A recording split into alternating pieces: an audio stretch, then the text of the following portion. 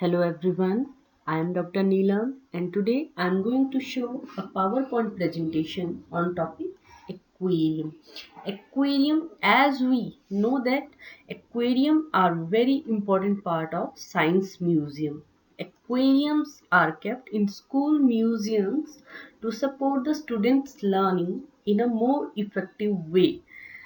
Here in the Science Museum, the students observe the growth and interactions of plants and aquatic animals with the help of aquarium. Dear students, here they also study the effect of various variables like temperature, light, etc. on the aquatic life. If we see its definition, aquarium क्या है? Aquarium is simply a glass container or a plastic container filled with water in which fish and other aquatic animals. Aquatic animals कौन से? जिनका size छोटा है और जितना हमारा एक्वेरियम का साइज है, जितना हमारा फिश टैंक का साइज है, जिसमें वो मतलब आसानी से तैर सकते हैं, आसानी से वो उसमें डाले जा सकते हैं, उनमें उन एनिमल्स को रखा जाता है for the further observation to students. Here students observe the growth and interaction of plants and animals. Aquariums are kept in school museum because they support the students' learning in a more effective way. They also provide an opportunity to see the effects of various variables like light, temperature, etc. on the water life. There are lots of points which indicates aquarium's importance in science museum. Let's one by one. First one, aquarium provide a opportunity to see the variety of animals. We know that in oceans, in rivers, there is a huge variety of water animals. There are large species of these animals. So we can't see these species at once. हम एक बार में नहीं देख सकते हैं या फिर हमारे पास ये फैसिलिटीज भी नहीं होती हैं कि हम इन अलग अलग तरह के वाटर क्रिएचर्स को देखने जाएं. ये इजीली अफोर्डेबल भी नहीं होता है, एक्सपेंसिव हो जाएगा हम लोगों के लिए.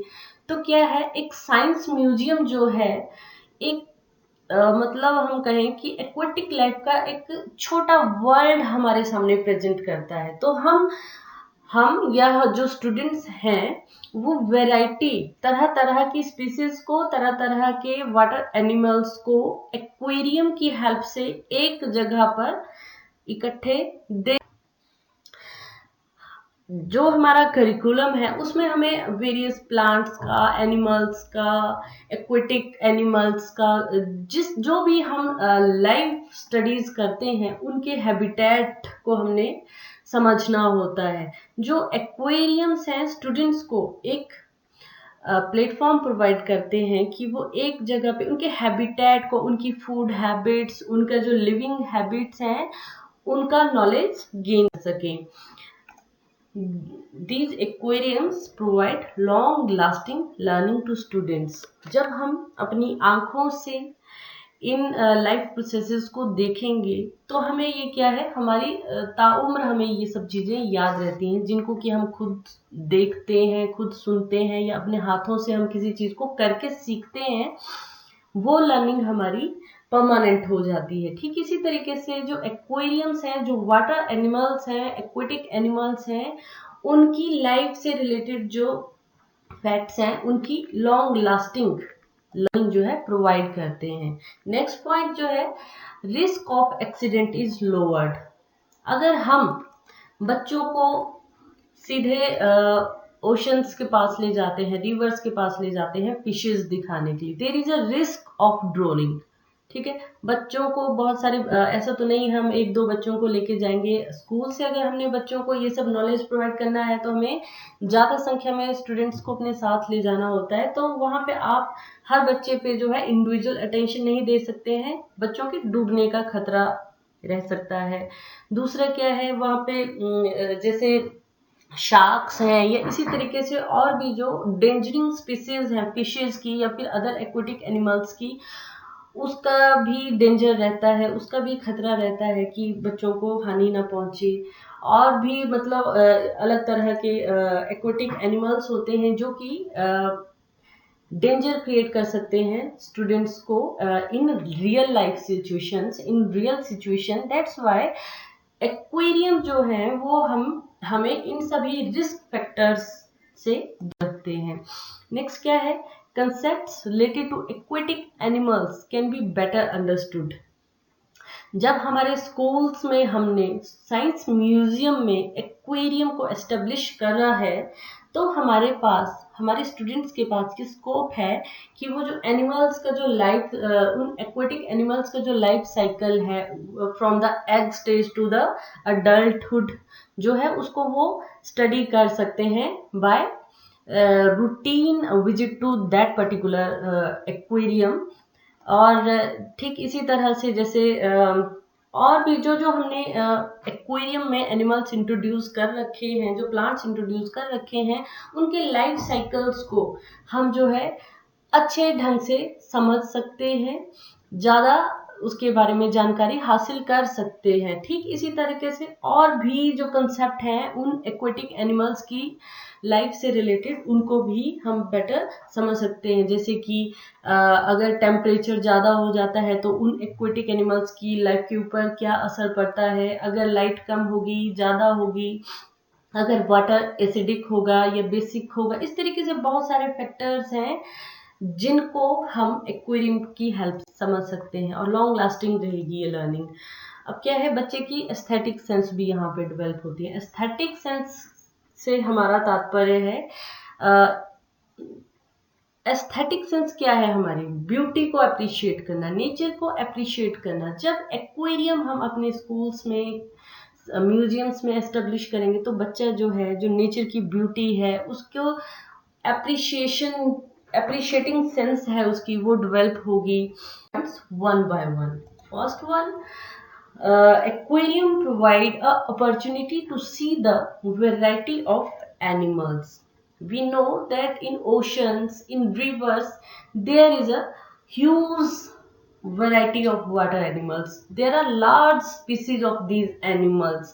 So we can't see these species at once. हम एक बार में नहीं देख सकते हैं या फिर हमारे पास ये फैसिलिटीज भी नहीं होती हैं कि हम इन अलग अलग तरह के वाटर क्रिएचर्स को देखने जाएं। ये इजीली अफोर्डेबल भी नहीं होता है, एक्सपेंसिव हो जाएगा हम लोगों के लिए। तो क्या है, एक साइंस म्यूजियम जो है एक मतलब हम कहें कि एक्वेटिक लाइफ का एक छोटा वर्ल्ड हमारे सामने। Now let's talk about the components of aquarium. अगर बीइंग अ स्टूडेंट आपने अपना एक एक्वेरियम एस्टेब्लिश करना हो तो वो कौन कौन से इम्पोर्टेंट कंपोनेंट्स हैं जो कि एक्वेरियम की कंस्ट्रक्शन में ज़रूरी होते हैं। सबसे पहले क्या है, पावर बार है। पावर बार मतलब कि आपका जो लाइटनिंग के लिए आपने एक्वेरियम में लाइटनिंग प्रोवाइड करनी है, आपने ऑक्सीजन सप्लाई जो है वो कंटिन्यू रखनी है, उसके लिए आपका जो है मतलब इलेक्ट्रिसिटी की फैसिलिटी होनी चाहिए। दूसरा क्या है, एक्वेरियम टैंक होना चाहिए। एक्वेरियम टैंक जो है वो आप अपनी सुटेबिलिटी के हिसाब से जो है ले सकते हैं। ये प्लास्टिक का भी हो सकता है, ये ग्लास का भी हो सकता है। और जो साइज जो है वो आप जहाँ जिस प्लेस पे इसको रखने वाले हैं उसके कितना वहाँ पे स्पेस अवेलेबल है उसके ऊपर डिपेंड करता है size of tank. Then aquarium stand, आपको जो है एक्वेरियम कहाँ रखना है उसके लिए आपके पास एक स्टैंड भी होना चाहिए। एक्वेरियम हीटर मतलब जो रूम टेम्परेचर है उसको मेंटेन करने के लिए, और एक्वेरियम के अंदर जो वाटर है उसको उसका टेम्परेचर जो है मेंटेन करने के लिए एक एक्वेरियम हीटर की आवश्यकता भी होती है। फिल्टर्स होने चाहिए। फिल्टर्स किसके लिए? जो इम्प्योरिटीज ऑफ वाटर है, जो और भी तरीके की, अगर इसमें एक्वेरियम में किसी तरीके से गंदगी फैल जाती है तो सब चीज़ों की फिल्ट्रेशन के लिए फिल्टर्स होने ज़रूरी हैं। ग्रेवल और सॉइल सबस्ट्रेट, इसका बेस बनाने के लिए, अब टैंक के अंदर बेस बनाने के लिए ग्रेवल होने चाहिए, सॉइल सबस्ट्रेट होने चाहिए। ये आप जो है अपने नज़दीकी पॉन्ड से, तालाब से, नदी से, जो भी अवेलेबल हो वहाँ से ला सकते हैं, क्योंकि जो वहाँ की जो सॉइल होगी, जो वहाँ का जो सबस्ट्रेट होगा, वो ज़्यादा न्यूट्रिएंट होगा इन एक्वेटिक एनिमल्स के लिए। प्लांट्स एंड ऑर्नामेंट्स, आपने देखा होगा जो एक्वेरियम्स हम एस्टेब्लिश करते हैं, आप मार्केट में देखते होंगे, मॉल्स में देखते होंगे, उसमें बहुत सारे जो हैं ओरिजिनल प्लांट्स भी होते हैं और डेकोरेटिव प्लांट्स भी होते हैं, और इसके अलावा और भी बहुत सारी चीज़ें हैं जो कि सिर्फ for the sake of decoration, मतलब कि सुंदर बनाने के लिए उसको डाली जाती हैं। इसके अलावा जो है कुछ एक ओरिजिनल प्लांट्स भी इसमें लगाए जाते हैं, ताकि जो एनिमल्स हैं उनको एक सुटेबल एनवायरनमेंट एक मिलता रहे। अगला है water testing chemicals and litmus papers. ये जो है अब आपको पता होगा कि कुछ एक फिशेज जो हैं वो एसिडिक वाटर में सरवाइव करती हैं, कुछ एक फिशेज जो हैं वो बेसिक वाटर में सरवाइव करती हैं। मतलब सबका जो पीएच वैल्यू है, वाटर के पीएच वैल्यू के ऊपर भी फिशेज का सर्वाइवल डिपेंड करता है। मतलब हर तरह की फिश हर तरह के पानी में नहीं रह सकती है, उनका जो है पीएच लेवल जो है हमें खुद चेक करना पड़ता है, और हमें ये भी इंश्योर करना पड़ता है कि एक तरह के नेचर वाली फिशेज को जो है, मतलब नेचर से मतलब है कि जो पीएच वैल्यू एक तरह की होनी चाहिए जिसमें जो है सारी फिशेज सरवाइव कर सकें। तो इसके लिए हमें लिटमस पेपर भी हमारे पास होना चाहिए। नेट्स जो है वो भी अगर हमने जैसे कुछ एक इम्प्योरिटीज हैं, कुछ पत्ते वत्ते गिर जाते हैं, उनको निकालने के लिए जो है नेट का इस्तेमाल करते हैं। एक्वेरियम कवर, ये जो है ये और शेड प्रोवाइड करता है आपके एक्वेरियम को, मतलब जो आउटर हीट है उससे। Now let's talk about the construction of aquarium. In our science museum, in our schools, how can we construct an aquarium? First of all, we have to take a small portable size glass box. Then we have to put some soil which belongs to ponds, lakes or fertile fields, and we have to cover it with a thin layer of sand, and also some pieces of stones and pebbles should be added in it. Then we have to plant some water plants to make the internal environment more natural and more suitable for the aquatic animals. Afterwards, we have to add some pond water, some river water into this glass box, and then we have also to add animals, aquatic animals like snails, fishes, octopus, and also their eggs into the aquarium. Then for the safe preservation, all precaution about the food and cleanliness of water should also be followed strictly, because we have to take care of these aquatic animals. What are the basic points which we have to remember after establishing an aquarium? First of all, we have to take care about the temperature, क्योंकि जो fishes हैं, जो aquatic animals हैं, वो एक अलग अलग जो है टेम्परेचर रेंज में सरवाइव करते हैं।